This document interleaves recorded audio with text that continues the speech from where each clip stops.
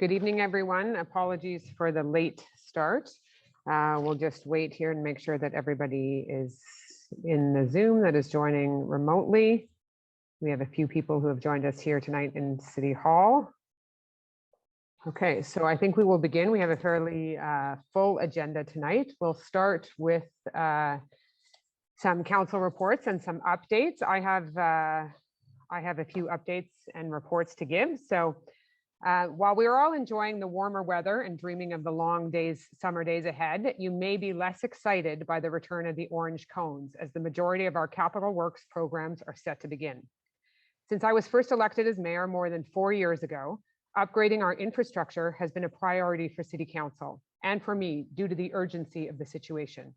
Faced with deteriorating water and sewer systems, sidewalks, roads, parks, public stairs, and buildings, the city has developed a 20-year plan, reorganized our public works department and engineering, and significantly increased our capital works budget. We are investing $26.5 million this year, the most we have ever spent outside of special projects like the Westmount Recreation Center and the library. And we are doing this while keeping local taxes as low as possible. Road work is the most visible part of our program, the most disruptive, and the source of much frustration of residents. What is often not understood is that the driving force behind many of these projects is the age of our water network. We have tried to strike a balance between roads, parks, and buildings, all of which are critical work that we are doing this year. One of the major projects this year is the reconstruction of Lexington. Planning for the Lexington project began long ago, in 2019, as many of you know, and it has been the subject of much debate and discussion. While the outset of this investment began with the water main reconstruction, and we have been in contact with local residents with the goal of ensuring that they are aware of our intentions, when the work begins and our timetable and the expected impacts on their daily routines will be shared with the residents. I regret that some are still dissatisfied with our plans, and at times the facts have been misunderstood or misinterpreted. Work on Lexington Avenue became critical because of several breaks on the water main that were causing significant damage to the area and to homes. While the water portion of this project was delayed due to the pandemic, the construction backlog, and the need to address concerns raised by a local resident, I'm pleased to report that that is now completed. In the coming months, we will be finishing the road work, implementing a plan developed in collaboration with civil engineers and design experts. Our approach is based on best practices and meets established standards for building a road meant to last for decades to come. The design represents a minimal change to the portion north of Sunnyside. The sidewalks are slightly wider because of today's norms only allow for two-way traffic and the parking exclusively on one side of the street. Fortunately, parking is not in short supply in this area. It is also important to stress that the intersection at Sunnyside and Lexington will be safer for pedestrians and drivers. There will be improved lighting and some added green space with a few trees. Lexington was last rebuilt in 1955, and we are confident that our investment will lead to safer streets, better management of water, and some added green space. This design is by no means radical and will result in a safer street and improved water management. It is what residents should expect when we make a significant investment in a street. Summit Woods is another project that you will see on tonight's agenda, and you will see the work being done. Over the past 2 years, perhaps because of the pandemic, the summit has seen a significant increase in the use and deterioration. We only have one urban forest, and it is incumbent on us to take the necessary steps to protect it. Our approach involves some tree felling and the narrowing of the paths to limit further erosion. If citizens want to continue to enjoy Summit Woods, we need their cooperation in its protection. We ask you to please respect the narrowing of the path and adhere to the important rules for dogs being on leash at all times until June 15th. The lookout at the summit you will also see on tonight's agenda, which will finally get the repairs needed to reopen, and that work should be done by the beginning of the summer. As we move forward with our capital works program, please rest assured that we are committed to spending your tax dollars wisely and to ensuring that we have the infrastructure in place to meet the needs of current and future Westmounters. Over the coming months, residents will see construction work on the roads, parks, lanes, sidewalks, all across Westmount. I share your frustration with the state of the roads and the sidewalks. And as I have said, all of us on council appreciate that these projects are disruptive but we are convinced that they are necessary. So on that note, I will hand it over to, I think we'll begin with reports from council at this end with Councillor Kez. Do you have anything you want to share? Councillor Aronson.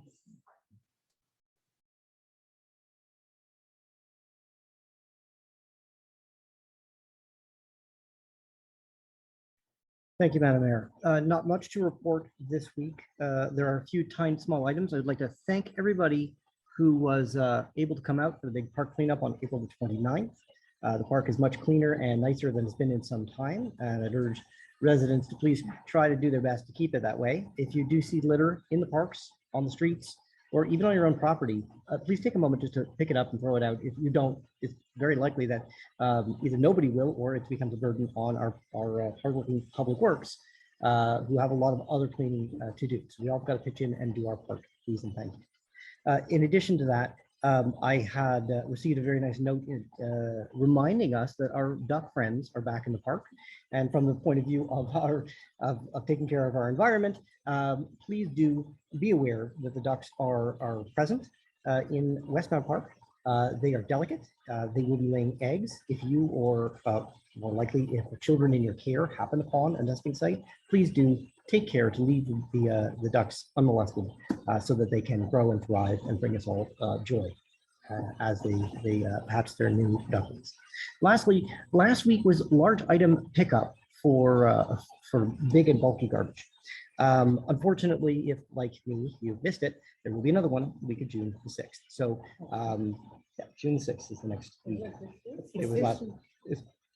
Yeah, I'm sorry, you're right. It's May 2nd. Oh, yeah. I'm already thinking too hard ahead. Thank you, fellow councillors and mayor. I'm already too far into the future. It is this week. Put out your bulky items this week with your garbage. And if you miss it this week, wait till June the 6th. Please don't put them out in the off weeks because they will unfortunately not be collected. And with that, thank you, Madam Mayor. That's my report. Thank you, Councillor Aronson. Councillor Gallery. Thank you, Madam Mayor. I have a lot of very exciting news to announce. It's a very busy time of year in sports and recreation and in the parks. For those of you who don't know, we had a very exciting new installation in Westmount Park. We have a brand new pump track. It's on the Melville side of the street between de Maisonneuve and Sherbrooke. And so far it's been really well received, and I encourage all young cyclists to get out there and try it. It's supposedly a blast. Looks fun from the side. Additionally, all our activities, the spring activities have started. So the soccer program kicked off on Saturday. It was wonderful to see the fields full of kids and family after 2 really difficult years of the pandemic, where things were either canceled or extremely limited. So that was very exciting. And spring programs have started. They're a bit delayed compared to last year, but that's because we extended the winter activities because of the January delays. Like to announce also that the hard tennis courts are all open, as well as the 2 pickleball courts. And we're currently working on the clay courts in King George Park, which should be open midweek. And next week, the Westmount Park clay courts will be open. A slight delay there, but there's great news. We're replacing the watering system and drainage, which has been non-functional for a very long time. So we're very happy about that. The pool is also being drained and prepped for the opening at the end of May. And brand new in the WAG, we have installed a permanent baseball backstop, which we haven't had since 2014. And we'll be refurbishing the baseball diamond as well. So, and 2 more items. The Desmarais ice is now being taken out as we prepare the floor for summer camp and other activities. And last but not least, Westmount Family Day is back on, so please save the date for May 28th. Look forward to seeing you in the park, and the sports and rec team and the whole administration will be putting something special on, as again, that's been canceled the last 2 years. So that's it for me, but lots of great stuff going on. Thank you. Thank you, Councillor Gallery. Councillor Bostock. Thank you, Madam Mayor. Just a quick update to add that, yes, the pond is now full in Westmount Park. The paths are all being cleaned. You can expect to start seeing benches going out into the Victoria Village, Green Avenue, Sherbrooke Street. So we will be getting those out soon. Also, a quick reminder, please don't forget about street cleaning and make sure that you check your signs for on-street parking so that you, don't get a ticket, and also so that our streets get cleaned when they're supposed to. The mayor alluded to it, but just a reminder that this is nesting season at the Summit Woods, and it is mandatory to keep your dogs on leash at all times until June 15th. This is done to allow our flora and fauna to flourish. So please do your part and let your dogs walk on leash. They still have a good time. So that's my update for today. Thank you, Councillor Bostock. Councillor Peart. Thank you, Madame la Mairesse. Just a couple of comments to follow up on Mayor Smith's introduction about Lexington.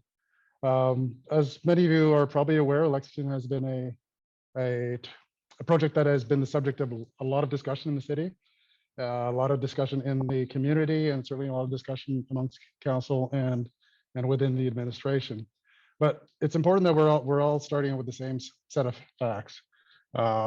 One of something that's not maybe perhaps widely known or understood is that the status quo wasn't an option, and particularly for the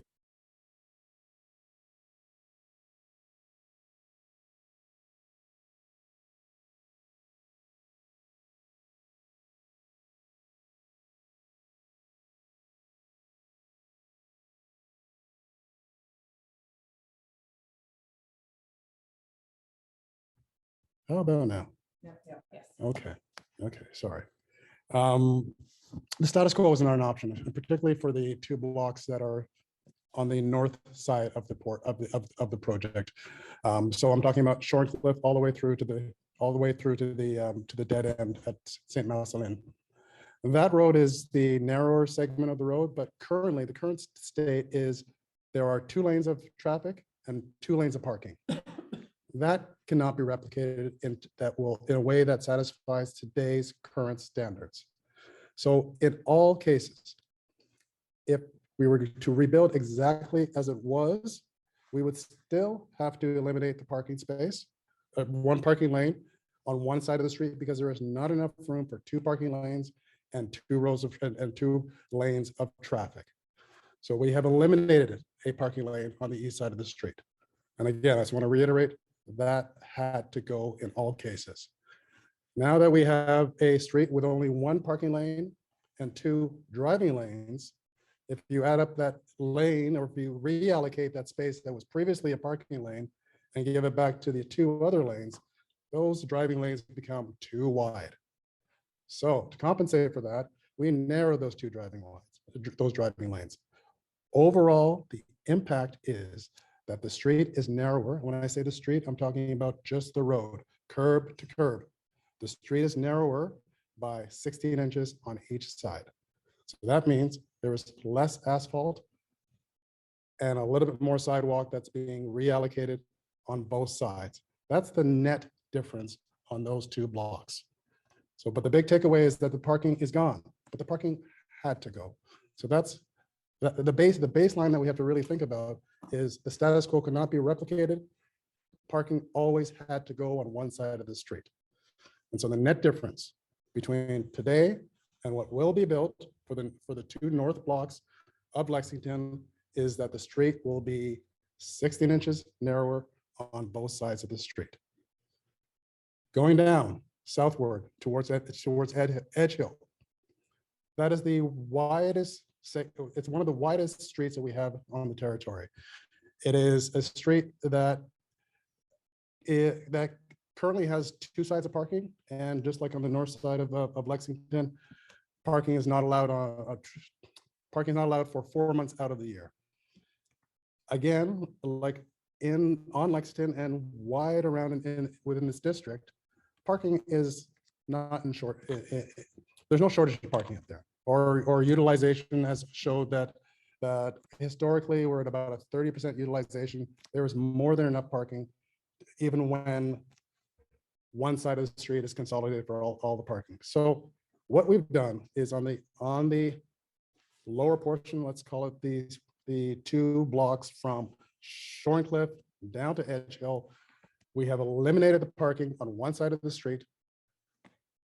In place of that parking, in this case, we have put in green space, some trees, and a wider sidewalk. That's it. What remains are two lanes of traffic, the minimum width required for 2 lanes of traffic, and all parking is consolidated on the west side of the street. As Mayor Smith mentioned earlier, this is not a radical change. The parking wasn't being used. We are narrowing the streets. Now, what does that do, narrowing the streets? It has a whole bunch of knockdown effects. It means that we're using less material. We're using less material when we reconstruct. It means we have less area to do for snow clearing. It means we have less hard surface that catches the rain runoff, so that when it rains, it runs down the street. It means that rain can now be redirected elsewhere. We could talk about the bioswales, because there are some water treatment measures that we are imposing on the site. But the net result is that we're doing less. There is less area that is being allocated to pavement, and that space is being reallocated to either green space or to sidewalks.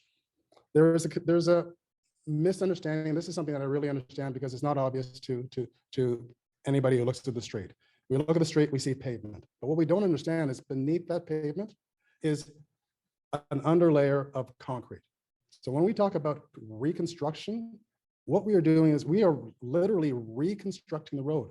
And the first thing we do when we reconstruct a road is we demolish. We take out all of the asphalt, we take out the sidewalks, we take out the concrete bed, and we start from scratch. It's like you're starting from zero again, and you're rebuilding the road. It's not resurfacing. Resurfacing, when you come in and you just take out the top layer of the asphalt and you put in and you refill new asphalt, that's a resurfacing exercise. They are completely different. And I think a lot of the residents, or at least some of the residents, were under the understanding that, well, all we need to do is just go in and do a patch and repair. But that's not what needs to be done. The last time a reconstruction was undertaken for this stretch was in 1955, if I have my dates correct. It's been at least 40 years the last time we have rebuilt this street. And I'm talking about a reconstruction, not a resurfacing project. So within this project, there's quite a bit going on. We are reconstructing roadway. We are reconstructing sidewalks. We are putting in streetlights. We are putting in new water services to some various residents. We are underground, and there's construction of hydro westmount chambers. There is the construction of new hydro westmount conduits. So again, a lot of this work is being done underground. And this work was going to be done irrespective of whatever configuration was chosen. So now get back to that notion of the scope of this project. There's been a lot of presumption that this project is so far removed from the status quo that it has to be more expensive. Again, you have to look at what would have had to have been done to replicate exactly the same thing. In all cases, everything goes down zero and we rebuild. So if you rebuild a street that is wider, you're putting in a larger concrete base. You're putting in more asphalt. You're putting in more raw materials. That invariably is going to add to the cost. What we're doing is we're making the rebuilt condition smaller than it was before. The intersections are smaller. The intersections are reconfigured such that we are reducing these wide sweeping radius turns, which invite speed. We are slowing things down. We're slowing things down by making things narrower. We're slowing things down by making the geometries a little bit more, a little tighter. The last point, which I suspect a lot of people were concerned about, was the budget. This is an expensive project. There's no way around it. It's a big job. It's going to cost a lot of money. But our biggest job this year, indeed. It's going to cost a lot of money. But we have planned for this. In our PTI budget, we set aside money. We knew this project was going to cost a lot, and when we put together an estimate, we had estimated $5.2 million. Now, it came in higher, 5.7, but that's within the range of what we could expect in this inflationary period. That's a increase of less than 10% or so. So we're in the range, and it would be incorrect to suggest that redoing exactly what was there before would be cheaper. It would not. I'm not going to. I don't have. I'm not going to say definitively it would be less, but we're changing the configuration. So we're rebuilding something, and we've just made a different way. We've made different choices as to the way and how we're going to rebuild. But overall, the quantity of materials, the work that's involved, it falls in the same range. So it's not a large delta. It's not a large delta in either direction. That one project, rebuilding the status quo, is going to be significantly more or less than what we are proposing. They would probably all balance out, and then we're not even talking about the operational savings that we can imagine over time, putting less salt on the road, having less area to clean, less water to treat in our sewer systems. All of these changes add up over time. And so, as the mayor said, these projects are projects that we know are going to be in place for the next 4 years. We're not just thinking about getting past the next five years or so. These are generational projects. And with that, a lot of foresight has gone into them. And we're very pleased. I would say we're really, really pleased with the outcome. And we were surprised at some of the pushback that we're getting from the community. And to answer that last point about pushback, I know that there was nearby residents sense that they have not been heard. We've heard you. We've read your emails. We've discussed them at length. We've gone through, and what I can say now, with the mayor's permission, is that we're open to reconsidering a couple of small revisions. And when I say small, it's going to be terribly minor, so that it doesn't impact the contract in any measurable way. And it would be premature for me to even say what they are. But what I can at least suggest is that maybe a few bump outs could be reconsidered. And it's a project that we are going to give back to the administration to review internally, for them to come back with the best recommendations to see if there's anything that we can do which will not compromise the safety, the design of the project, that certainly will not impact the budget of the project, but will still achieve all of the main objectives which we set out to do when we started with this project. Is that a fair recap? I think that is a very fair recap. Okay. And now we will move on to Councillor Shammy. Councillor Roux, I think you have an update. Yes, lighter topic. Thank you, Mrs. Mayor. So first of all, I'd like to say what a great job the city's events department did in putting together one of the first in-person activity with the Queen's Jubilee 10 days ago. A large group of us were there and really had a good time. And I think everyone who was there, who attended, agreed that they also had a good time. But don't worry, for those who did make it, I have a lot of other fun things to announce that are coming up in May. So for the gardeners, the seeds are now available in the seed lending library. Situated near the main circulation desk, more than 50 varieties of plants, including herbs, flowers, vegetable, fruit, beans, and heirloom varieties, are available in the revived drawers of the library's card catalogs. Library members can take up to 3 packs of seeds, and we encourage growers to collect their seeds at the end of the season and return them to this seed lending library, creating a culture of sharing and sustainability. On Saturday, May 7th at 7 p.m. at Victoria Hall, there's a special presentation of Tout Suite, this musical tribute to Montreal's golden age of jazz. So it's in collaboration with the Film Society of Montreal, and it's open to all Westmatters. You just need to register on Eventbrite. On Wednesday, May 11th at 7 p.m., still at Victoria Hall, there's a concert, Amour et Plaisir, a selection of music celebrating love, life, and simple pleasures in collaboration with La Compagnie Baroque Mont-Royal. Again, open to all Westmatters. You need to register. On May 15th, there is a concert, La Musique des Fusiliers Mont-Royal, so spring dance. The Regimental Band of Les Fusiliers Mont-Royal, in collaboration with the city of Westmount and the Festival de la Voix, present a concert inspired by dance and love. So on the program, there's Carmen, West Side Story, Romeo and Juliet. So again, open to all Westmonters. And finally, sorry, I'm going back a day, but on Saturday, May 14th from 10 a.m. to 12 p.m. at the gallery at Victoria Hall, you can enjoy musical performance by Hayden's Fair Trio, whose music will immerse you in the current exhibition.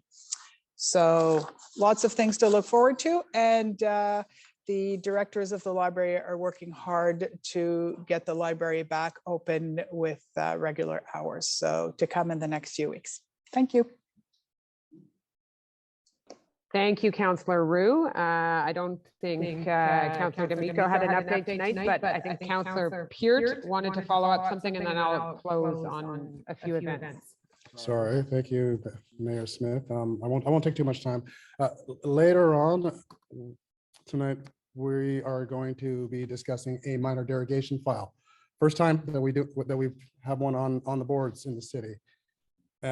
Just a little bit of background, the minor derogation bylaw is only applicable to the zoning bylaw or zoning bylaw 1303. That bylaw is objective, and the zoning is always administered exclusively by the administration, where they review it internally and carefully to make sure that these files match for conformity. PAC doesn't participate in those reviews. Only once a file is judged compliant with the zoning bylaw is it then forwarded to PAC for a subjective review to see if it aligns with our 1305 bylaw for architectural integration. A quick way of kind of seeing the difference between the two, I like to say that the zoning bylaw sees if it fits, the architectural integration bylaw sees if it fits in. Now, last fall, we enacted a bylaw permitting minor exemptions. Now, minor exemptions, again, they apply only to the zoning bylaw. The intent was to implement a tool that could deal with some of the quirks and the oddities that we often encounter in Westmount. The minor exemption is not intended to be a means to get around or to circumvent the planning bylaws that we have in place. So when we enacted this last September, if I remember correctly, I moved the motion and I cautioned the community. I told you all that this is a bylaw that we would use very sparingly with a very narrow focus. And we would really just be targeting issues which are otherwise difficult to solve. So later tonight, as I mentioned earlier, we're going to be voting on our very first minor exemption. In this case, it's my opinion that this one does not satisfy the criteria that an application causes serious harm to the applicant. So I'll be voting against that particular file. My intent that the bylaw it should be applied in cases where the zoning bylaw forces either a bad solution or the zoning bylaw doesn't allow something that really needs to be done. A couple of examples. A bad solution where say you have a house, a bungalow, and the zoning bylaw allows you to put another story on the house. But in the last 30 years, the side setback has changed and it's now a few feet in. And so the second story would be a few feet in from the lower story. We would all agree that that's kind of a bad outcome, a bad solution. Those are the kind of files that might benefit from a consideration for a minor derogation. Another case would be, there's a whole lot of files in the city where there are vested rights built in, there are some quirky conditions, there are some front steps which may creep onto the public domain, or they may fall within the front setback. And so if something were ever to happen to those steps, they cannot be reconstructed as is because the bylaw doesn't allow it. But you need steps to get into the front of your house. A minor derogation would enable those kinds of conditions to address those things that cannot otherwise be solved. Later on tonight, you'll hear a little bit more about a file. As I said before, I don't think that file measures up to those standards for a minor derogation, and it's for that reason that I'll be voting against it. Thank you, Councillor Peart, for that clarification. And I just wanted to thank Councillor Roux and Councillor Gallery as well for the updates on the events that are happening in the city.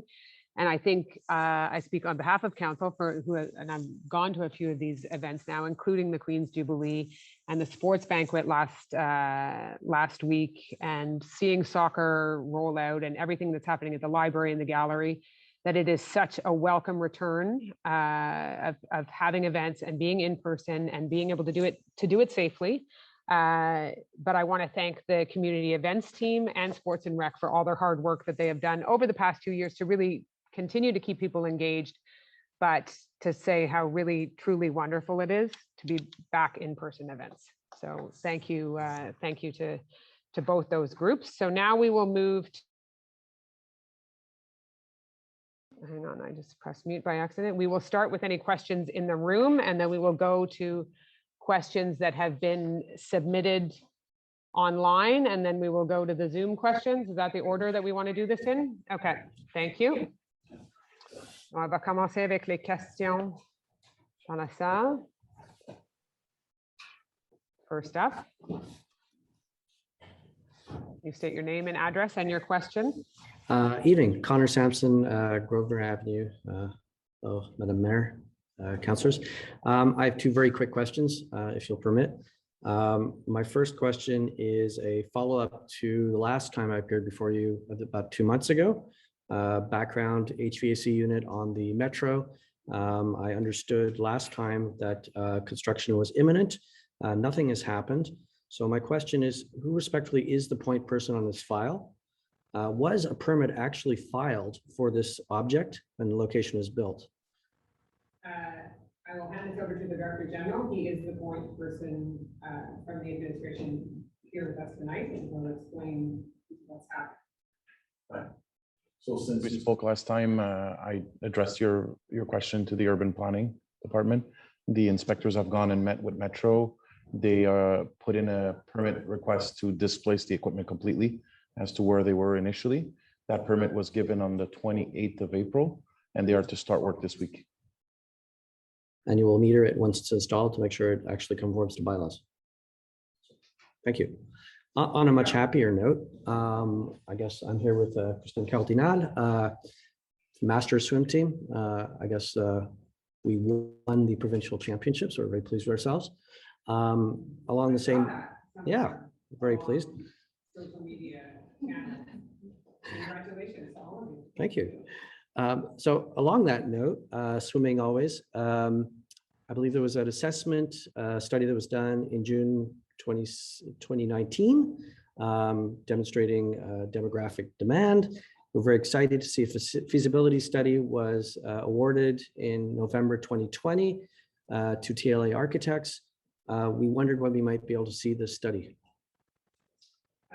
I will have to get back to you on that when we can share the study. And this is a discussion that council we need to have and continue from the last mandate, which we haven't had yet. But I can assure you, I think there's still a lot of motivation. Super. I guess Mary Gallery is the point person on this? Not at this stage. No, this would be. There is no real point person at this point. Okay. But,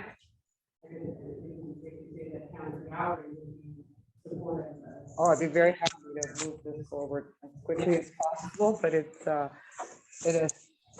Excellent. We'll be back next meeting. Thank you. And congratulations to all the master swimmers. Thank you. I know it's a great club, swimming club in West Mass. So congratulations to all of you. Are there any further questions in the room? No? Okay, so we will move to the Zoom question, or not the Zoom questions, those that were submitted online today. Yes, first question, Madam Mayor, from Gail Jarislavsky. Why would the city consider clear-cutting groves of Acacia trees in Murray Park, trees which had grown to maturity long before the creation of the park, which are a part of our neighborhood, and which are now considered the signature tree of Westmount? If one looks closely, more recently planted, hybrid and non-native species that have been placed randomly about the park seem to be more vulnerable and disease and mortality than these old fellows. All trees have bugs, and none of these trees have died. They have beautiful flower which fills the neighborhood with its scent each spring. We are so lucky they grow well here. And why have the groves not been underplanted with easily seeded young acacias? Thank you, Mrs. Jaroslawski, for your question. I can assure you the city would not clear cut in any of its parks. That is not something that would ever be in our plans. We only ever take down trees that are diseased or dying and dangerous. And if there are trees that are going to come, there are a few trees that need to come down in Murray Park, and I can assure in King George Park, I can assure you that a very detailed plan would be in place when and if that were to happen. And again, it is only ever with trees that are either diseased or dangerous.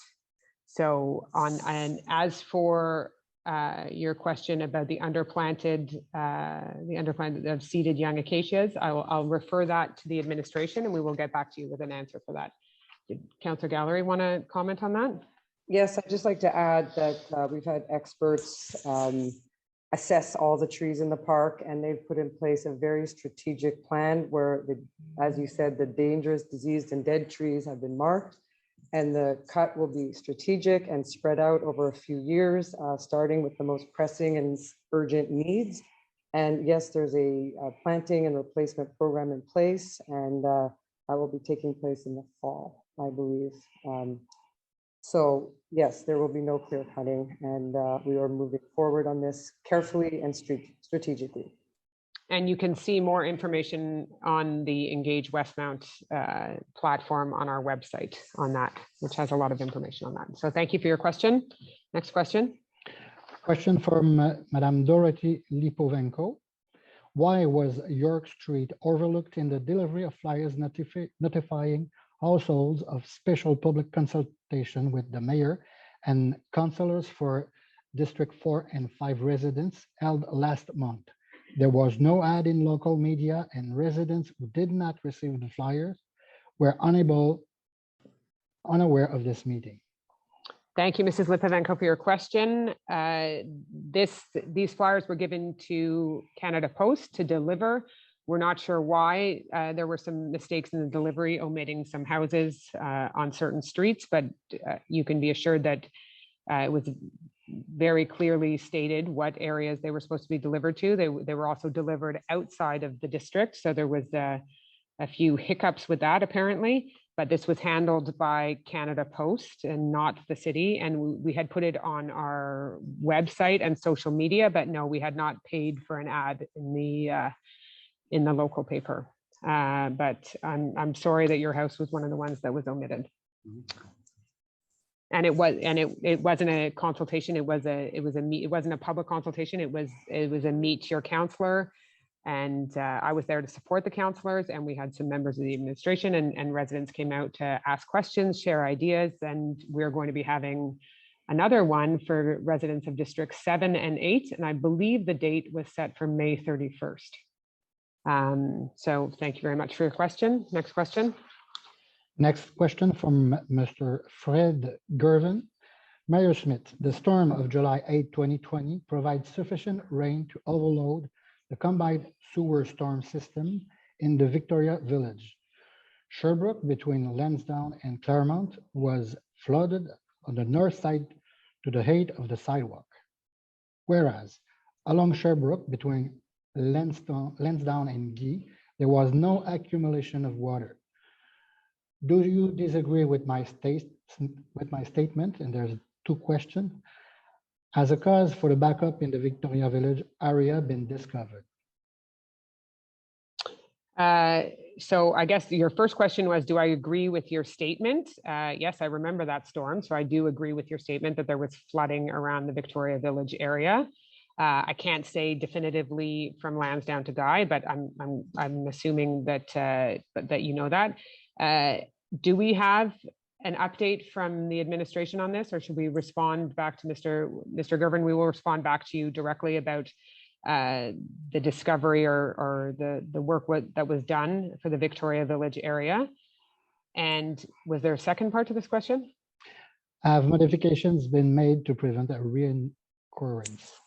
We have not done significant water work on that corner, but I guess it would just highlight the drive behind all of our capital works projects. When we say that it's about the water network, it's also how we manage water and how we manage stormwater and how incredibly important that is, especially for a city that's on a hill. So when you are having these heavy, heavy storms that we see now at the top of the hill, we need to manage that water at the top so it is not coming down and flooding the bottom of the hill. So water management is so incredibly important in our capital works projects. So thank you for your question, Mr. Gervin. We have your contacts, and the administration through the Director General's office will be in touch with you. Next question from Mr. Daniel Lambert. Over the past year, merchant associations, Montreal Borough and the City of Montreal have closed approximately 20 commercial arteries and local streets to traffic in summer to create pedestrian streets, mainly for the benefit of local businesses. The absence of car traffic plus the features added in the street have created an attractive commercial and social destinations. These successful pedestrian streets demonstrated that people are more attracted to animated commercial streets without car traffic than to streets dominated by car traffic and parking. As the city considered completely closing green to traffic and adding the necessary features to create a true pedestrian street, reducing driving would also help reduce GHG. Thank you, Mr. Lambert, for your question. It's certainly it's an interesting one, and we have done some measures in our commercial sectors to add pedestrian space, where we haven't ever closed the street entirely to pedestrian traffic. We've only ever really done that on some smaller streets around the Victoria Village, around the sidewalk sale and things like that. But it's definitely an idea to be considered. Councillor Aronson, do you want to add anything to this? Thank you, Madam Mayor, and thank you, Dan, for an excellent question. At the moment, there's been no formal effort by the city to contemplate what it would look like if we were to close green to automobile traffic, either temporarily or permanently. It would certainly be a major adjustment for our merchants and for people who live specifically in that area. And of course, for anybody who facing mobility challenges would have difficulty with getting the necessary goods that they go to green to get on a daily basis. And so there's a lot of consideration to be made here, although I must say that the idea of increasing the walkability of our city and decreasing the amount of carbon emissions that we're responsible for appeals to me on both an economic development and sustainability fronts. So you got something here, Mr. Lambert, for sure. But it is a work in progress and something we'll have to consider as we move forward.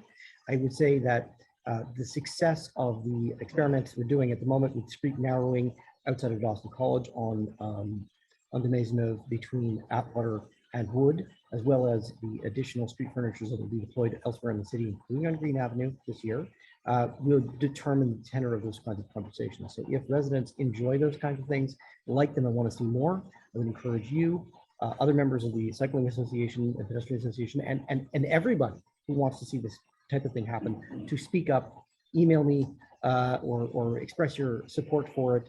And we will talk to the merchants to see what might help them to increase the viability of their businesses while simultaneously reducing greenhouse gases and making the city more walkable. Thank you, Councillor Aronson. Next question. Question from Martha Coury from the Devon Avenue. Due to the widening of the sidewalks and creation of plantations, what is the cost of the reconfiguration of the sewer and drainage system of the streets in the $6 to $7 million estimate? What would be the cost of the project with a solid foundation and paving of the road with the sidewalks at their present size? Thank you for your question, Mrs. Corey. I think Councillor Peart had addressed this in quite a bit of detail in his opening comments. Do you want to address this again? I mean, they're asking for a comparison in costs. Sure.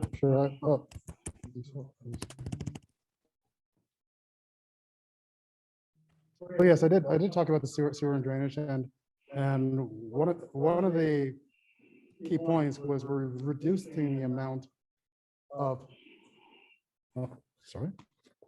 Make it easier to read. One of the key components of the project is that we are also reducing the amount of asphalt, and by doing so, we're reducing the amount of water that goes to the sewage system.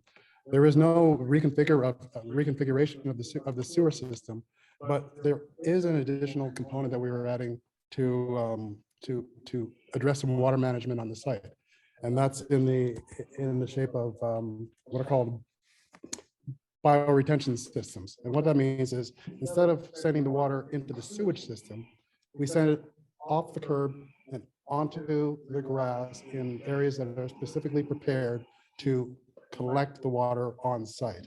And that means less water is going into the drainage system, less water is going down the sewer, less water is heading down the mountain to potentially flood areas like Victoria Village, where, in other words, we're taking care of the water on site. Not all of the water, we're taking care of more of the water on site. That has a net benefit in the long-term price or the long-term operations cost for the city. I hope that addresses your first point of the question. The second one, I think I addressed in a general sense, where you ask what would be the cost of the project with a solid foundation or repaving the road with sidewalks at the present size. What I was saying before is the cost would be, I won't say virtually the same, but very, very similar. We are, if the road, again, if the road is wide, that means there's that 6-inch concrete bed which goes across the entire width of the road, the new road. That's more materials in the road. By making the built up area smaller, we are using fewer materials, less materials on the site. So I don't have a precise dollar amount, but it's been explained to me over and over again by our experts in the engineering department, is that the price difference would be negligible. So I wanted to disavow the community that what we have been proposing is an extravagance. It is not. It is still in the same ballpark of a replication project, which, as I said before, we could not do.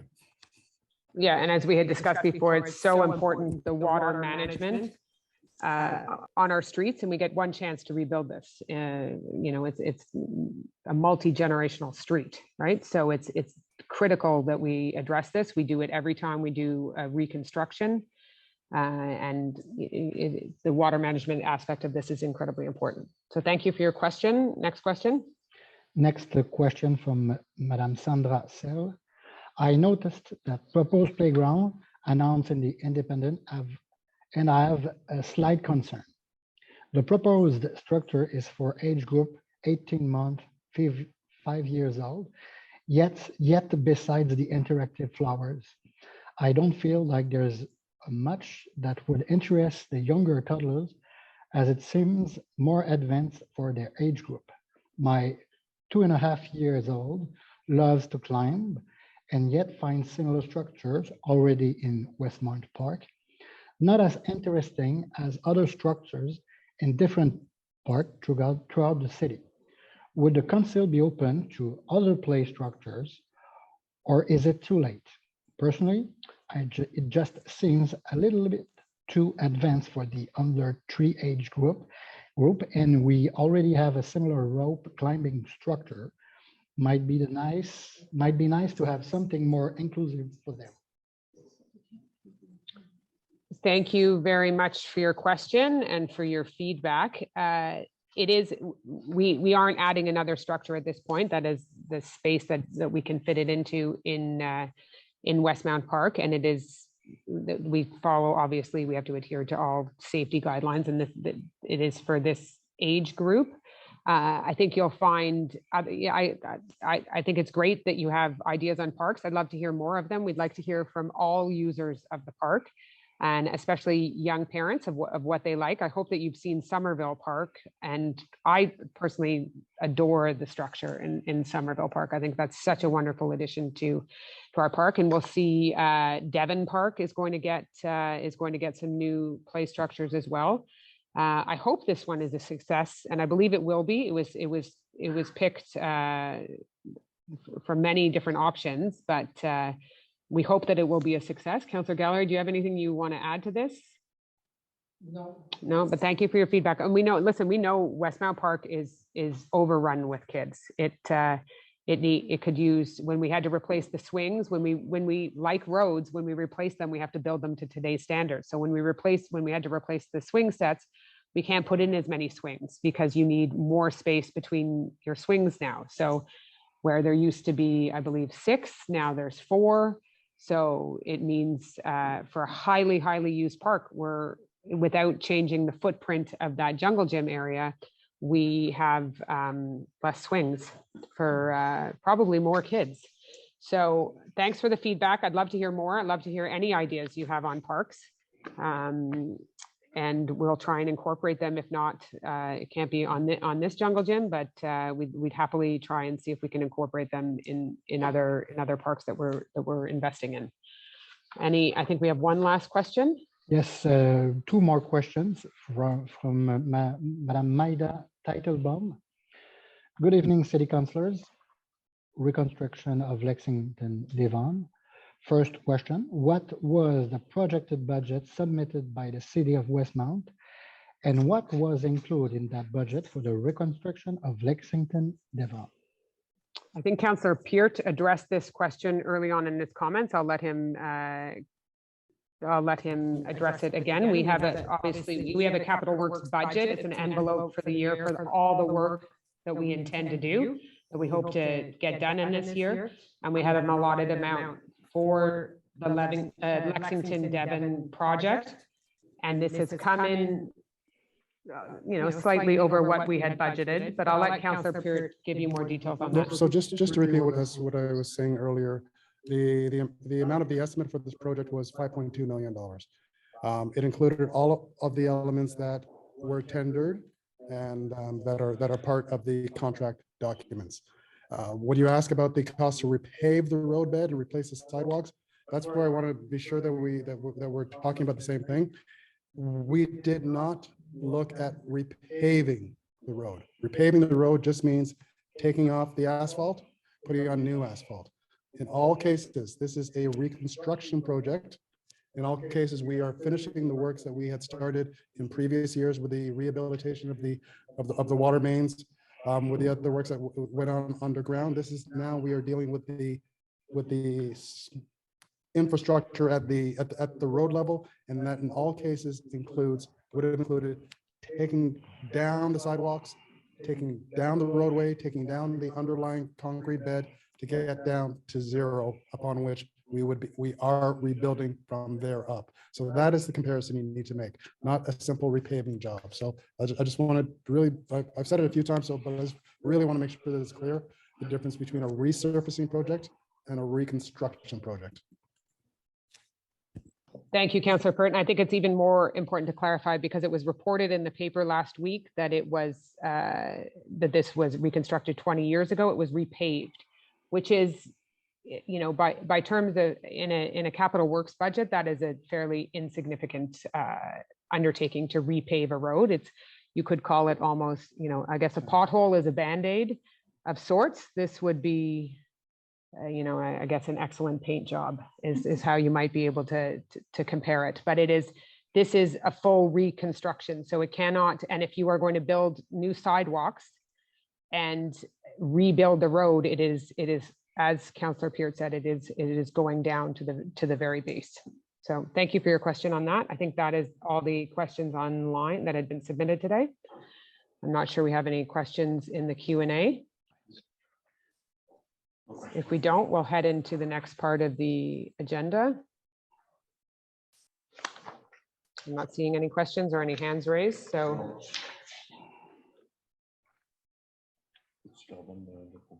Oh, okay, last chance. All right, on va commencer avec. Oh, il y en a un qui vient de se- There's a hand up. From Madame Lewinsky. Oh,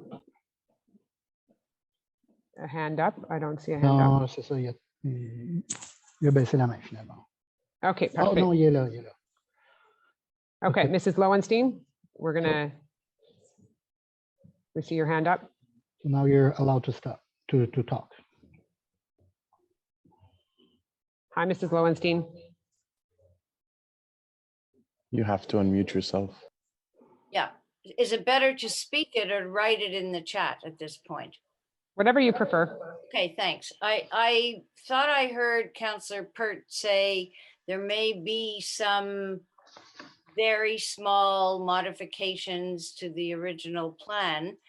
And my point in the earlier chat and for some time now has been the bump outs at the corner of Lexington and Devon.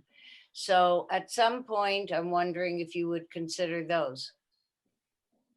In other words, not Yeah, going forward with those. thank you, Mrs. Lowenstein, for your question. And we've heard your feedback and your commentary on that. I know that that was one of your main concerns was the bump outs in that specific section. And I think Councillor Peart was, I think, trying to express that if we award the contract tonight, and I don't want to presume how anyone is going to vote, that there might be an opportunity to discuss some very, very minor changes. But again, I would stress the bump outs are put there and they're put all over the place. They're on roads that are designed now everywhere. They're by no means a new thing. And they're there for pedestrian safety, obviously, to narrow the crosswalk. And that's the driving force behind them. And that was the driving force behind them being there on that street. But I think Councillor Peart was trying to express that he heard you, he heard your concerns, he heard that was very much part of it. And that's, in that area, those are fairly minor. Councillor Peart, did you want to add to that, or does that cover it? No, I think you covered it perfectly. Just to say that it's premature for me to suggest what those minor changes can be.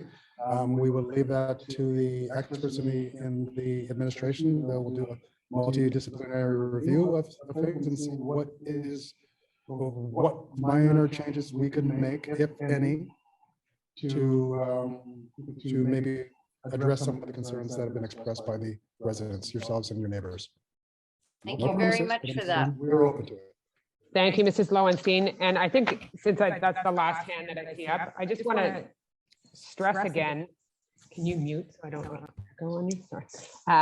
I just want to stress again that we know this is disruptive. We know that I've lived through a road reconstruction. I know how disruptive it is.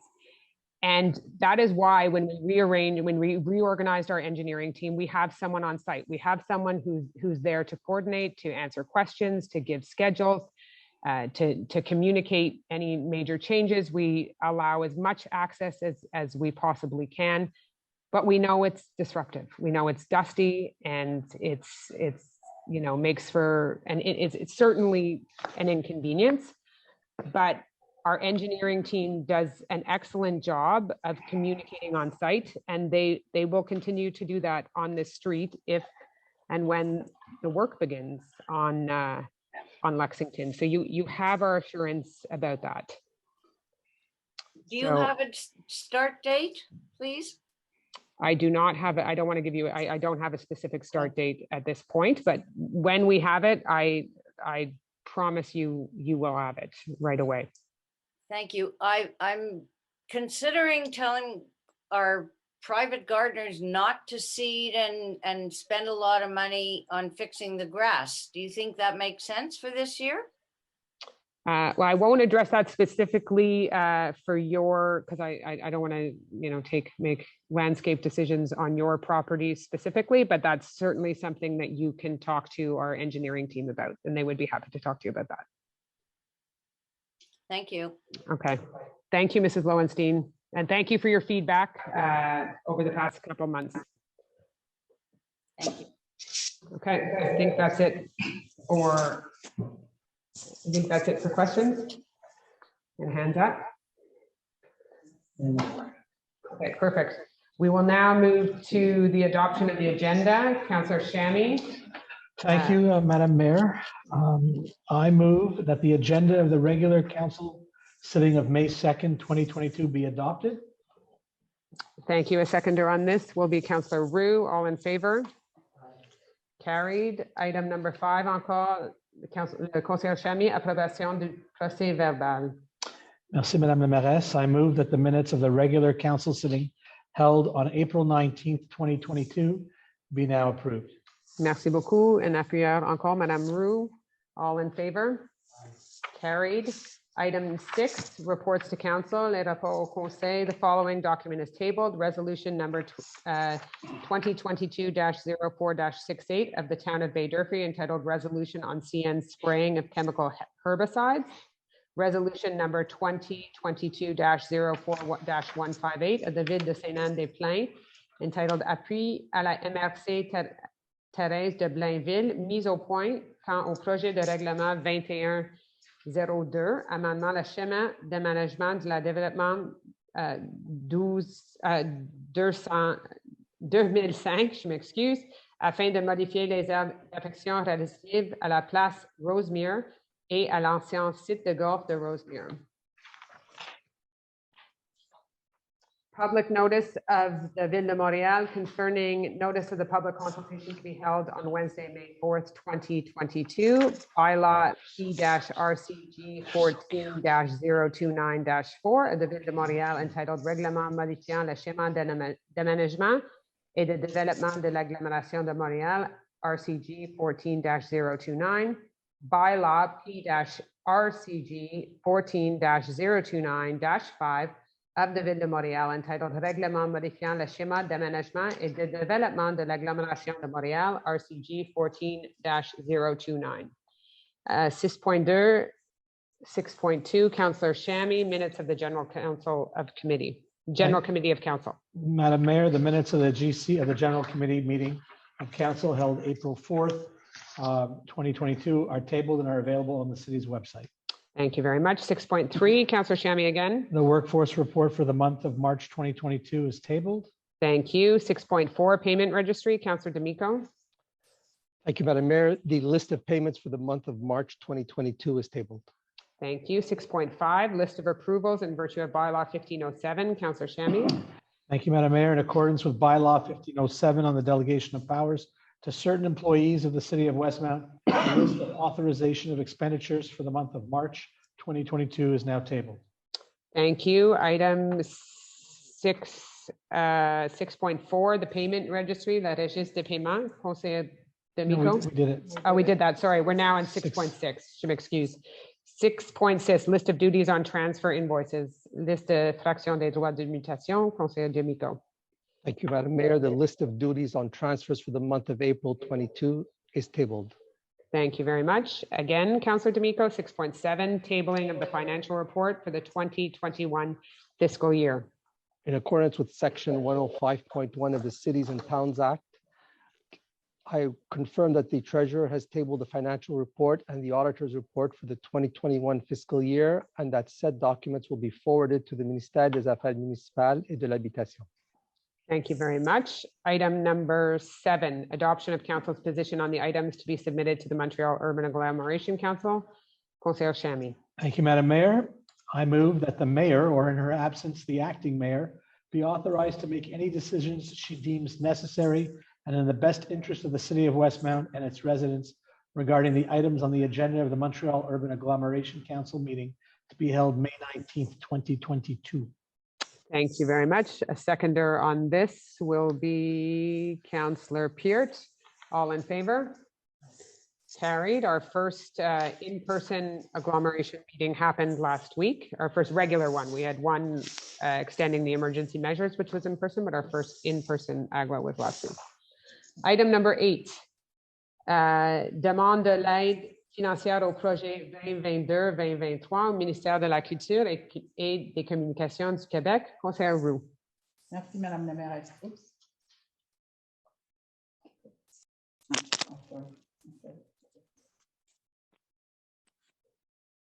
Donc, merci, Madame la mairesse. Attendu que le ministère de la Culture et des Communications du Québec offre des subventions destinées à améliorer les collections des bibliothèques, je propose, dans le but d'élargir les collections existantes de la Bibliothèque publique de Westmount, sa directrice soit autorisée à déposer une demande d'aide financière auprès du ministère de la Culture et des Communications du Québec dans le cadre du programme Aide au projet, appel de projet en développement des collections des bibliothèques publiques autonomes pour l'exercice financier 2022-2023. Que la Ville de Westmount s'engage à financer les dépenses d'acquisition admissibles énumérées dans la demande d'aide au projet qui sera présentée au ministère pour faire l'objet d'une subvention. que la directrice de la Bibliothèque publique de Westmount et des événements communautaires soit autorisée à signer tout document nécessaire pour et au nom de la Ville. Merci beaucoup. Puis un appuyeur, c'est Mme Gallery, conseillère Gallery. Est-ce que vous avez d'autres commentaires? Je peux juste dire que depuis l'inauguration de la bibliothèque en 1899, les différents conseils de ville ont apporté leur appui et soutien financier en approuvant des budgets d'achat de documents qui ont permis à la bibliothèque de développer ses collections adéquatement et de façon soutenue. Les subventions obtenues par le ministère sont certainement venues bonifier ce développement de collections. Les collections totalisant présentement 190 000 documents imprimés, audiovisuels, numériques et audio-numériques, en plus des bases de données et publications en série. On espère pouvoir compter sur le soutien du ministère encore cette année. Merci beaucoup. Tout en faveur? Carried. Item number 9 is actualisation, allocation pour une activité physique. Conseiller Chamy. Thank you, Madam Mayor. I'm going to read the whereases. Whereas the City of Westmount grants up to $180 annually for any physical activity for employees working a minimum of 20 hours per week on an annual basis. Whereas the city wishes to reposition itself in terms of health and wellness for its employees. And whereas the city wishes to adjust the amount allocated for physical activity, I move, Madam Mayor, that council authorize an increase of $70 for a total amount of $250 per employee annually for the reimbursement of physical activity. Thank you very much. A seconder on this will be Councillor Peart. Any further comments? No, it's the wellness of our employees and the human resources are an incredible resource, and we need to support our employees. And this is the move in the right direction. Good. Thank you. All in favor? Aye. Carried. Item number 10, again, Councillor Chamy, is group purchase professional services of a consultant in group insurance for municipalities and organizations as part of a group purchase by the UMQ. Councillor Chamy. Thank you, Madam Mayor. I move that the City of Westmount confirms its adherence to the group formed by the UMQ to retain the professional services of a consultant in collective insurance for the municipalities and organizations as part of a group purchase, and that the City of Westmount entrust the UMQ with the process leading to the awarding of the contract for the common acquisition of group insurance for its active and retired employees, that the contract will be awarded for a period of 1 year, renewable each year for a maximum of 5 years, and that the city agrees to pay the UMQ the management fee of 1.15% of the total premiums paid by the city, and that the Director General be authorized to sign any and all other documents necessary and or required to give effect to the foregoing resolution. Thank you, Councillor Chamy. A seconder on this will be Councillor Aronson. Any further comments on the group? Straightforward. Okay, thank you. Item number, all in favor. Sorry, I need to vote for it. Carried. Item number 11, again, is Councillor Chamy encore. Ce soir, modification d'un contrat achat de licence de la suite Microsoft 365, Centre d'acquisition gouvernementale. Merci, Madame la Mairesse. I move that the purchase agreement with the Centre d'acquisition gouvernementale for the purchase of Microsoft 365 suite licenses for a 3-year period, resolution number 2022-0357, be modified and increased to a maximum amount of $325,979.70, including taxes, and that council authorize an expenditure in the amount of $57,878.89 for the 2022 fiscal year for the purchase agreement with the CAG for the purchase of Microsoft 365 suite licenses for a 3-year period. And finally, to allocate this expenditure in accordance with the financial information included in the decision-making file number 2022-1551, and that a purchase order be issued to cover the above-mentioned expenses, and that the purchasing manager be authorized for and on behalf of the city to sign all documents required to give full effect to this resolution. Thank you very much, Councillor Chamy. A seconder on this will be Councillor Roux. Any further comments? Just a routine, regular upgrade to our Microsoft licenses. Okay, thank you. Item, all in favor? Carried. Call for tenders. Item number 12, call for tenders by invitation, maintenance of clay courts in the city of Westmount, 2022 season. Councillor Gallery. Thank you, Madam Mayor. I move to authorize an expenditure in the amount of $51,319.99, including tax credits for the maintenance of clay tennis courts in the city of Westmount 2022 season, tender by invitation number INV 2022-005, to award to Terrassement Jopat Inc. the contract for this purpose at its bid price for a maximum amount of $56,202.08, including taxes, the whole in conformity with the contractual documents of the call for tenders by invitation INV-2022-005, to allocate this expenditure in accordance with the financial information included in the decision-making file number 2022-1552. Thank you very much. A seconder on this will be Councillor Bostock. Do you have any further comments on this about the maintenance of the courts contract we award every year? Seasonal work, and we'll be ready soon. Great, thank you. I think everybody will be looking forward to those courts being opened. All in favor? Carried, thank you.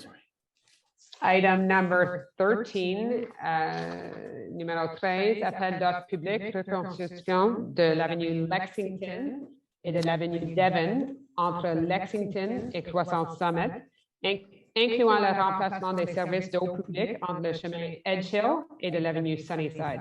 Le conseiller Peart. Merci, Councillor Madame la Peart. Mairesse. Whereas tenders were publicly opened on April 22nd of 2022 for the reconstruction of Lexington Avenue and Devon Avenue between Lexington Avenue and Summit Crescent, including the replacement of public water services between Edgehill Road and Sunnyside Avenue, tender number PUB 2022-003, and the minutes prepared by the city clerk's office are submitted to this meeting. Whereas, following the analysis of the open tenders, Kojak Inc. is the lowest conforming bidder, as it appears from the report prepared by the purchasing manager, which is submitted at this meeting. I move to authorize an expenditure in the amount of $6,062,490.77, including tax credits for the reconstruction of Lexington Avenue and Devon Avenue between Lexington Avenue and Summit Crescent, including the replacement of public water services between Edgehill Road and Sunnyside Avenue, tender number PUB-2022-003, to award to Kojak Inc. the contract for this purpose at its bid price for a maximum amount of $6,639,217.77, including taxes, the whole in conformity with the contractual documents of the call for tenders PUB-2022-003, to allocate this expenditure in accordance with the financial information included in the decision-making file number 2022-1550. Thank you, Councillor Peart. Seconder on this will be Councillor Bostock. Do you want to add any further comments? We have discussed this at length tonight. At length, I'm out of comments. All right, so we will call for the vote at this point, but I would just clarify that there were 3 conforming bids, and this is the lowest of those bids. So, all in favor? Anyone, Councillor D'Amico, are you? Yes, I did want to make a statement on Oh, this. sorry, I'm sorry. Sorry. I had my head turned there. Sorry, Councillor D'Amico, over to you. Before, we'll then take the vote again after. So Councillor D'Amico, over to you. Okay. This is a very tough one for me. I have 2 things going in here. One is the residents really wanted the status quo or something that resembles the status quo. I think it's very clear that the status quo is no longer an option. Also, the residents, I think, understand that the work needs to be done. There is an urgency to act. The second issue that was very important is the one of cost. I think that has been very clearly addressed. It is slightly above budget, but it does fall within our costs. So this is not an extravagant expenditure. So it meets the second criteria. And unfortunately, it didn't go, I think the communication could have been better. I think things could have been different, but I think the work needs to be done, and I will be voting for it. Thank you. Okay, thank you, Councillor D'Amico. And I'd just like to point out that as we change councils, and we came in with new councillors, Councillor D'Amico being one of them in November, and there's lots of files that are already en route. So it's a bit like a budget. They came in at the very end of a fiscal year, and we're already in the budget process. I mean, we've already begun our budget process. I mean, Councillor D'Amico and Councillor Peart and Kez and Shami, we're already working on next year's budget. So you inherit projects that you weren't on from the beginning, right? And they're sort of midstream and the train has left the station a little bit. So Councillor D'Amico was caught in a bit of that situation too, where he wasn't there from the outset of the project, but sort of inherited it midway. So I certainly appreciate the challenges that has caused him, but he's had, I want to assure the residents of the area that he has conveyed your concerns continuously and diligently with your ideas and your feedback. So Councillor Peart, I think, wants to add to that. If I could just add to that, it's important too, that yes, this project was well underway, but it was not finalized. I meant that the water project portion had started, right? The planning stages of the water. Yeah. Not misunderstood, but the design had not been completed until the spring, early in January. The survey was sent out in December through January, and the administration quickly turned around some preliminary proposals of the design. That design went to an internal committee, of which I sat on, and some other members of council, and Councillor D'Amico was invited as well. And that was a preliminary version, and that was after we received the survey comments. It was an early draft, and that draft was revised with iterations. And those iterations were in response to the feedback that was received from Councillor D'Amico, from other members of council, and from the cross communication and collaborative mission we had with the various departments. So I don't want to leave anybody with the impression that this was a design that was pre-baked in advance of the survey that went out to the residents. It was not. Exactly. It was very responsive. Yes. To the survey and to the comments that we received from the residents. And as Councillor D'Amico said, we didn't hit it out of the park on communication, but it's, to be fair to ourselves, it was actually more than we've ever done. And so this is a process. We're operating differently as council. The administration is operating differently, making a cross-department, really multidisciplinary and cross-departmental efforts in these cases. It's not just hand it off to engineering and see what engineering comes back to, and present it to council. And the first time that we're seeing it is when we're voting it on the same night. That is completely different from the way that we treat this project. And there's work to do. There's work to do in the way that we communicate this to the public. There's work to do in the way that we interact with the public. But we were on a very compressed timeline. It was late in the budget. It was post-election, late budget. We have very hard deadlines with the construction season, and so with all these various constraints, it led us to where we are today. But I still feel very confident that this project that's being proposed is really a strong project that's gonna do well for the citizens of West Mountain for decades to come. Thank you. All right. Councillor Aronson, I think wants to have has a comment as well. Just a very quick one, Madam Mayor. I just want to make extremely clear for those who are listening that tonight's vote with respect to this awarding of this contract, the job that we as councillors have to do is to apply our discretion specifically to whether or not the bids that have been put before us, any of them are conforming to the tenders that have been submitted, and to choose the lowest conforming bid in order to best manage the public purse. As you all know, I did not vote in favor of this plan when it was originally proposed. However, some of us were in the dissenting group, voted against it. The plan passed. We take our lumps, we congratulate our colleagues on a job well done, and we move on. There is no animosity or division or problem with councillors voting in different ways on an issue that they are confronted with. That's democracy. That's what you put us here to do. That's our job. But once the decision is taken, we must now turn our attention to the new job at hand, and that is to approve or disapprove the awarding of the contract based on the parameters that are presented, that and that only. And so as we begin to vote, please do bear in mind that our votes here are not a reflection of whether or not we have respect or disrespect for the opinions of the citizens, whether we like or dislike the plan that's been presented, whether we like or dislike the mode or methods of communication that were deployed in this project. We've learned great lessons from all of these things, but we are voting on making one decision, which is there a lowest conforming bid? And if so, who does it go to? And that's what we're going to vote on here and now. But I think that bears repetition for those who are having difficulty accepting that this is the direction in which the plan is now going at this time.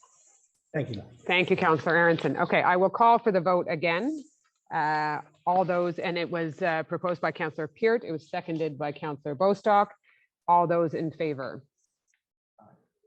And that is a unanimous vote. So thank you very much. Item number 14 is Councillor Bostock. Call for public tenders, water main rehabilitation by structural lining in the city of Westmount. Councillor Bostock. Sorry.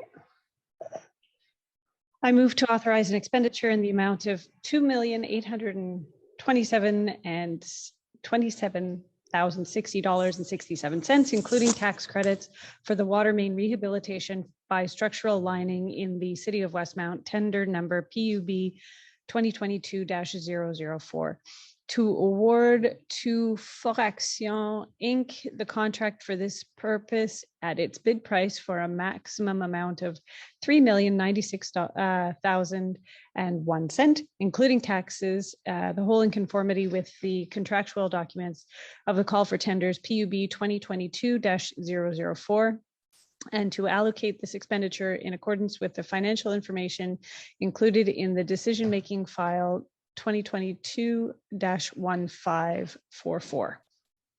Thank you, Councillor Bostock. Councillor Peart, would you like to second that? Absolutely. And this is another important example of water investment that we're making. Do we have the list of the three streets that we're doing? I have them. I've read them. Murray Hill, Arlington, and Claremont. Murray Hill, Arlington, and Claremont are all the three streets that are seeing this investment. One block of Claremont. One block of, yes. Councillor Peart is seconding. Any further comments on this? I will just want to clarify, because this is, again, the language is particular. We're talking about a rehabilitation. Now, the two types of interventions that we can make on water mains are either a reconstruction, which is effectively a replacement, and that requires digging a hole and replacing the water main, or a rehabilitation where the water main is left in place and it is relined from the inside along its length. And so one is more invasive, one is less invasive, but the various outcomes are quite similar. So that's just when you see rehabilitation versus reconstruction. Hopefully next time you'll understand the difference. Thank you very much. Which was only recently explained to me, so. All in favor? Carried. Item number.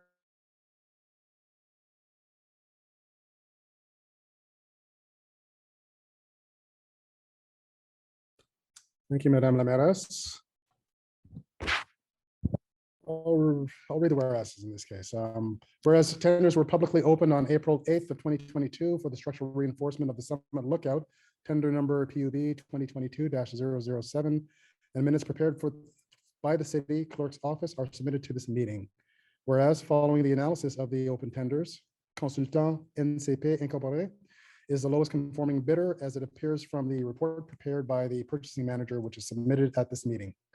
I move to authorize an expenditure in the amount of $271,917.63, including tax credits for the structural reinforcement of the Summit Lookout, tender number PUB-2022-007, to award to Consultants NCP Inc. the contract for this purpose at its bid price for a maximum amount of $297,785.25, including taxes, the whole in conformity with the contractual documents of the call for tenders PUB-2022-007. To allocate this expenditure in accordance with the financial information included in the decision-making file number 2022-1543. Thank you very much, Councillor Peart. A seconder on this actually would, I'm sure, like to be Councillor D'Amico, the councillor for the area. Any further comments on this? This took a long time. This took a long time. We've had contract done. three previous bids, and we were unable to attract attention or interest rather in these bids. This is the fourth time that I believe.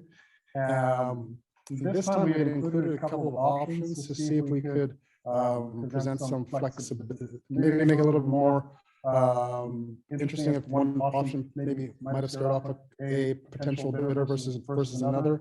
The first option called for a more permanent reinforcement that could potentially be used in a future version or future reconstruction of this project. And option B called for a temporary system that would not be recoverable. The materials would not be recoverable in a future project. Each bidder was invited to provide a price for both, and as we see, the winning contractor gave the best and the lowest conforming bid. So this is where we're at, and I imagine that the administration will be able to follow up at a later date as to a potential timeline, sequence of works, and a framework as to when we can. The goal is this is opened by early summer, by the beginning of July. Yes, so end of June, beginning of July. So all in favor? Carried. Item number 16, dépôt des procès-verbaux du comité consultatif d'urbanisme. Conseiller Peart. Merci, Madame la Mairesse. I move that council acknowledge and accept the minutes of the Special Planning Advisory Committee meeting held on April 12th of 2022. Thank you very much. Councillor Gallery will second those. Anything in there of note? Any significant projects you want to highlight? Well, these are the minutes. Oh, yeah, sorry, we're not tabling. Sorry, I'll wait to ask that at the end. Excuse me. All in favor? Carried. Item number 17 is tabling of the Planning Advisory Committee minutes, minor exemptions. Okay, thank you, Madame la Mairesse. For this one, I will read the whereas. It's the first time that we are doing this. Whereas the Planning Advisory Committee held a special meeting pertaining to minor exemptions on March 22nd of 2022, that minutes are submitted to this council sitting. Whereas the main role of the Planning Advisory Committee is to analyze and give an opinion on any request that must be submitted to it in accordance with the Land Use Planning and Development Act, CQLR, CA-19.1, example, SPAIP, minor exemption, SCOPE, conditional uses, etc., and on any other application in matters of land use planning and development that is submitted to it by council.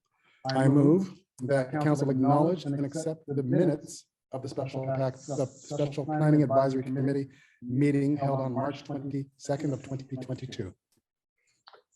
Thank you very much. A seconder on this will be Councillor Gallery. Any further comments on this? So I just want to be specific here. This motion is about the minutes that were received from PAC. It is not about the decision itself in the minor derogation. Perfect. Thank you. All in favor? Carried. And now we move into the permits. So urban planning approval of site planning and architectural integration programs. Councillor Peart again. Thank you, Madame la Mairesse. In this, I will dispense with the whereases. These are boilerplate. We do this every month. I move that the municipal council act on the opinions of the Planning Advisory Committee, PAC, as set out in the minutes of the special meeting held on April 12th of 2022 minutes, and adopt for each of them the site planning and architectural integration programs conditions for the issuance of permit as listed in the following items: CCUS 22-04-12.01, CCUS 22-04-12.02, CCUS 22-04-12.03, CCUS 22-04-12.04, CCUS 22-04-12.06, CCUS 22-04-12.08, CCUS 22-04-12.11, CCUS 22-04-12.12, and CCUS 22-04-12.13 of the agenda on this special PAC meeting held on April 12th of 2022. Thank you, Councillor Peart. Councillor Gallery would like to second any files of note that either member of the PAC would like to highlight. Nothing that I would like to highlight. I'm just thankful there are only 13 files. This is long to repeat these files. Okay. Thank you. All in favor? Carried. Now item number 19, minor exemption application 4309 Montrose, which is, as had been mentioned before, this is the first minor exemption for the city of Westmount. So I will now ask City Clerk to read the whereases. Je pense que vous êtes sur mute. Attendu que le règlement 1576 sur les dérogations mineures de la ville de Westmount a été adopté le 20 septembre 2021, attendu qu'une dérogation mineure ne peut être accordée que si l'application du règlement de zonage ou de lotissement a pour effet de causer un préjudice sérieux à la personne qui la demande, attendu qu'une dérogation mineure ne peut être accordée si elle porte atteinte à la jouissance du droit de propriété des propriétaires des immeubles voisins ou si elle a pour effet d'aggraver les risques en matière de sécurité ou de santé publique ou de porter atteinte à la qualité de l'environnement ou au bien-être général. Attendu qu'une dérogation mineure doit respecter les objectifs du plan d'urbanisme de la ville de Westmount. Attendu que la demande de dérogation mineure pour l'immeuble situé au 4309 avenue Montrose vise à permettre l'agrandissement de l'immeuble vers l'arrière au-delà du 3,5 mètres de profondeur maximale prévue à l'article 5.3.6 du règlement 1303 concernant le zonage. Attendu que l'agrandissement projeté ne dépasserait pas la profondeur du mur latéral de l'immeuble adjacent. Attendu que l'agrandissement projeté ferait passer la profondeur de la cour arrière à 24,3 mètres, de 24,3 mètres à 19,4 mètres, alors que la marge arrière requise n'est que de 7,6 mètres. Attendu l'agrandissement projeté, attendu que l'agrandissement projeté ferait passer le pourcentage d'occupation du sol de 22,9 à 26,9 alors que le maximum permis est de 36,8 attendu que l'impact d'un tel agrandissement sur le voisinage est négligeable. Attendu que l'article 5.3.6 du règlement 1303 concernant le zonage doit être réévalué. Attendu qu'un avis public a été publié le 14 avril 2022. Attendu que le comité consultatif d'urbanisme a émis des avis concernant cette demande, tel qu'énoncé au procès-verbal de sa réunion spéciale tenue le 22 mars 2022.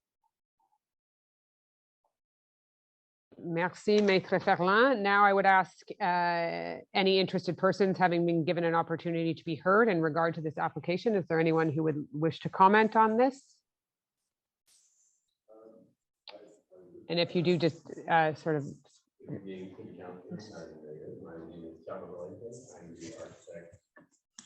Thank you. I'm the architect of record on the file. And so I'm here, in fact, to answer any of the questions you might have and to lend my voice to the project as well. I am also a sitting member of the Planning Advisory Committee in Tremont, and so I'm very sympathetic to the concerns raised by PAC. This project in particular seeks the derogation of Article 536, which is in itself, in my opinion, unusual, both in general, as I haven't really come across it in other municipalities, but in Westmount as well, in that it's a one-size-fits-all article. It says that any building that is attached or semi-attached can only be extended the 11'6". So whether it is a 3-story commercial building on Green Avenue or whether it is one of many row houses on Prospect Avenue sitting cheek by jowl, or as this one is a semi-detached ensemble sitting on a very large lot among other largely detached buildings that regulation applies without consideration. It doesn't take into account what the neighborhood is like, what the adjacent buildings are like, what the topography is like, or anything else for that matter. And I think for that reason that it can be problematic in certain situations. In this one, it's as I've mentioned, an ensemble, which means that the neighboring attached building is meant to be seen as a whole and part of this building. They're not symmetrical, they're not identical, but they are siblings and they're meant to be seen together. And the neighbor has the front facade and the rear facade align. But somewhere in the history of the neighboring property, it was added to with an addition that surpasses this 11'6". And so the project that is proposed is for a sunroom addition on the rear. The result of the neighboring property's addition is a 2-foot story brick wall that faces the property in question. And so we have proposed to add a sunroom in the rear. The minor derogation allows us the opportunity to ask of the Planning Advisory Committee and of the City Council to consider allowing this property to match the depth that has already been established by this ensemble, by the neighboring building. It seeks, in fact, to have the addition fit in. It has no appreciable impact on sight lines, on the appreciation of any of the neighbors. In our opinion, it's just the contrary in that it actually helps to mitigate the effect of this 2-story brick wall on the property in question and on the neighborhood in general. I'll leave it at that, but I'm available if there are any other questions that you have. It's a very simple project, and the addition, the derogation is asking for an additional 4 feet in the addition at the rear. Okay, thank you very much. I think that was very helpful with some additional details. Does anyone have any comments on this or questions that they want to clarify? Yes, Councillor Aronson. Thank you. Thank you for making the time to be here tonight to answer questions. It's actually really, really helpful in making this decision. I was wondering if you could just enunciate for us precisely what is the serious harm that will be faced by the applicants in the event this bylaw is applied without another variation. In as much detail as you have, please. The addition that is proposed in the rear is coming off of the kitchen, so it's creating a kind of a den or a family room. It's also negotiating the transition between the indoor and outdoor space and bringing a lot of light into the room. So by right, what we can build at 11'6" minus the depth of the exterior wall gives us a space that's roughly 10 feet. So the difference between a 10-foot space and the appreciation of that space, the difference between a 10-foot space and a 14-foot space, almost 15-foot space, is the difference between a passage that you could comfortably sit in and a room. And that is essentially why it became interesting enough for the homeowner, for the property owner, to, at great expense in both time and money, of course, to go through the process to see it through. The result of applying 536 in this particular case too also creates the unusual solution that the councillor here alluded to, and that if you, without prejudice, if you were to look at this property and apply the 536 and you had the sunroom, somebody would look at it and go, but why didn't they just go the additional 4 feet? You know, why is there a it's not 4'6" almost brick wall exposed on the side? So it has to do with the appreciation of the space as well.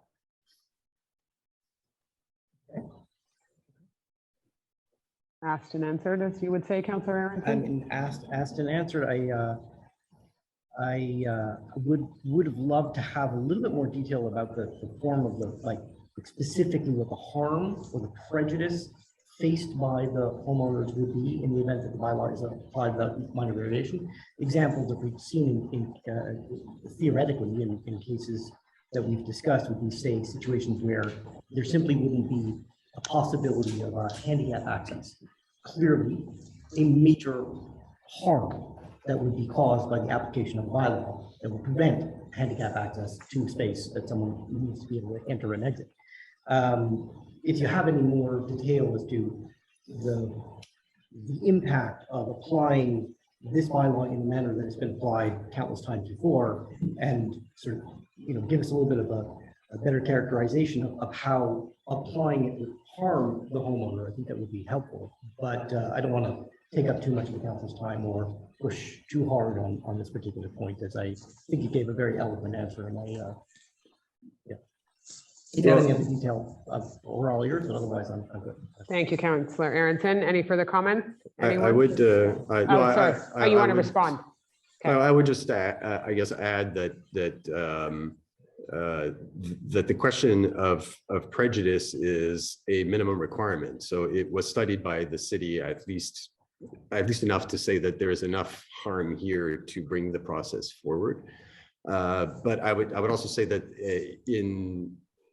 just in filling out my answer, it was that the full enjoyment of the rear yard to the extent that they could anticipate being able to do so as a homeowner, as someone that, say, recently purchased the property and saw that their neighbor, who's subject to all the same regulations, and as I said, is in the case of an ensemble that's sitting as it is. So in other words, not a row house or something else, it can be expected that the design of the rear, that you would apply the same criteria to both, that you would want, in fact, to see that design through in the rear.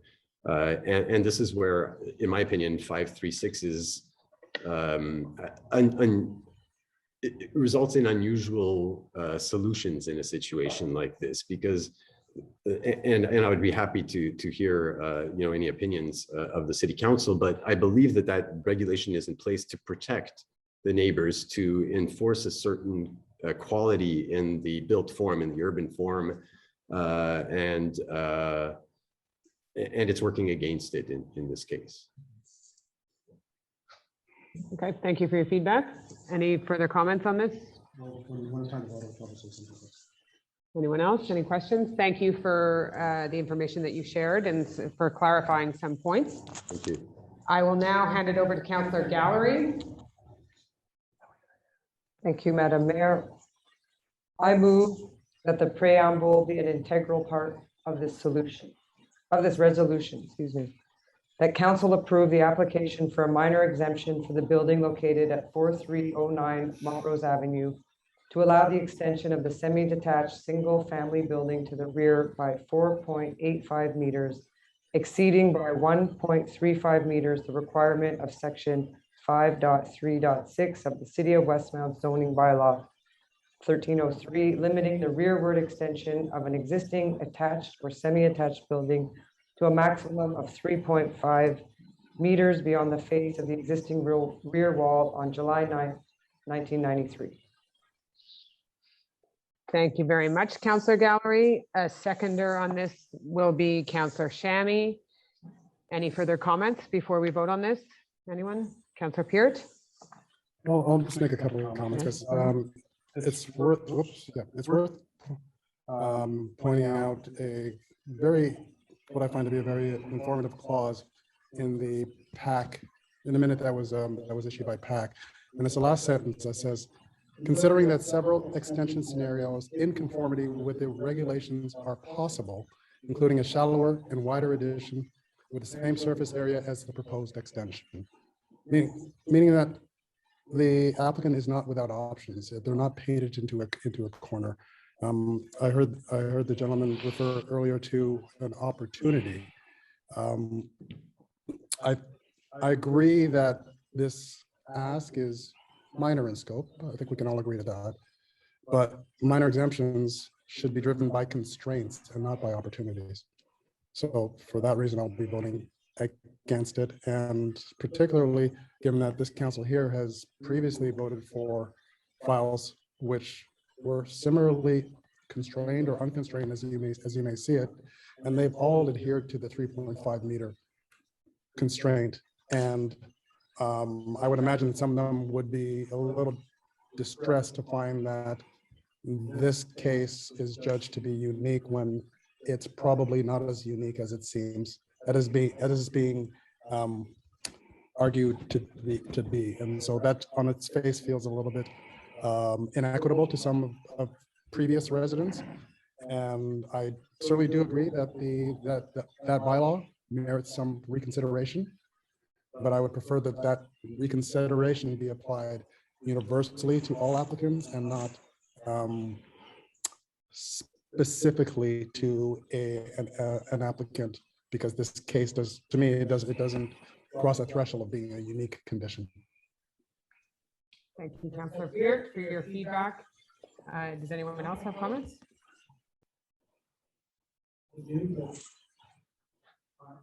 We'll comment on your vote. Is that how you want to do it? Okay, thank you. And I think it's very noted, you raising the issue of 5.3.6.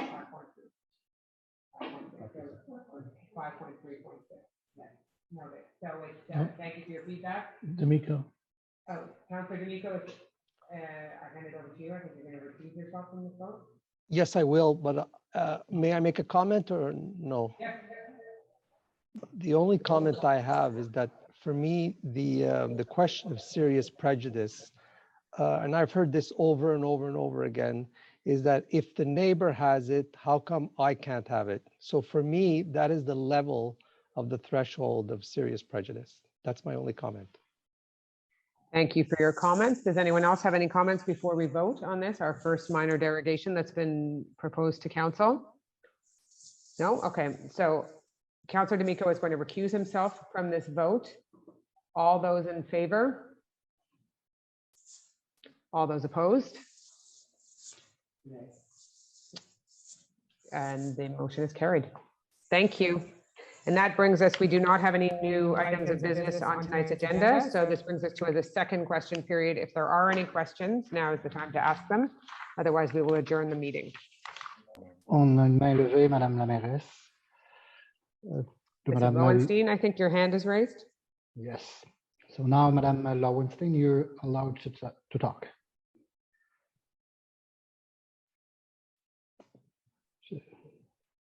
You're on mute, Mrs. Lowenstein. Apologies. I had a question in the Q&A sitting there, and I'm not sure if you get to see it, but I'll read it out now. How much of my front property perimeter belongs to the city? I don't want to pay a gardener to seed and then have it chopped up. I'm sure you understand. Yeah, I do understand. And I think this is a question that we better answered offline that we will address with the engineering team. And I can confirm that we can do that tomorrow with you if you prefer, Mrs. Lowenstein, because it is specific to your property. Sure. So okay. I call engineering or what? No, we'll have them call you. I have your contact. The Director General will make sure someone calls you tomorrow. You can send me an email if there's a better time for them to call you at. No, anytime is great. Thank you. Okay, thanks. I think it's best if they deal with it as a site-specific issue. Sure. I think that's it for raised hands or questions in the chat. Any questions in the audience? No? Okay, all right. Meeting is adjourned. Thank you very much.